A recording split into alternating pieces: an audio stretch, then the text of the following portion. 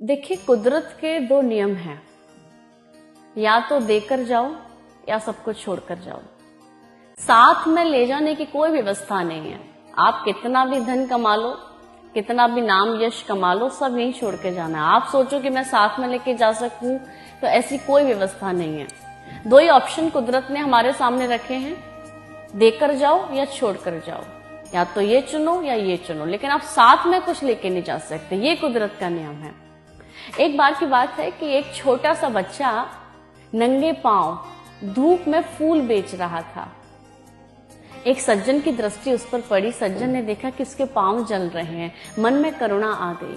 वो पास ही की दुकान से उस बच्चे के लिए बूट खरीद के लेकर आए और उस बच्चे से कहा, बेटा तुम ये शू पहन लो, तुम्हारे पैर जल रहे होंगे। वो बच्चा खुशी से पागल हो गया और तुरंत शूज पहन लिए।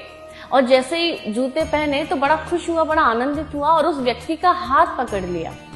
और उस व्यक्ति का हाथ पकड़कर वो बच्चा बोला, अंकल आप भगवान है ना? वो व्यक्ति बोला, नहीं बेटा मैं भगवान नहीं हूँ, मैं बस ऐसे ही एक साधारण सा इंसान हूँ। लेकिन तुम ये बात क्यों कह रहे हो? तो बच्चा बोला, अंकल फिर आप पक्का ना भगवान के दोस्त होंगे। वो व्यक्ति बोला, लेकिन कैसे? क्योंकि अंकल आप जानते हैं, कल रात मैंने ना भगवान को प्रार्थना किया था, भगवान से अरदास की थी कि ठाकुर जी मेरे पैर धूप में बहुत जलते हैं, आप मुझे बूट ला के दे दो ना। मैंने कल ही प्रार्थना की थी और देखो आज आप मेरे लिए शू लेकर आ गए।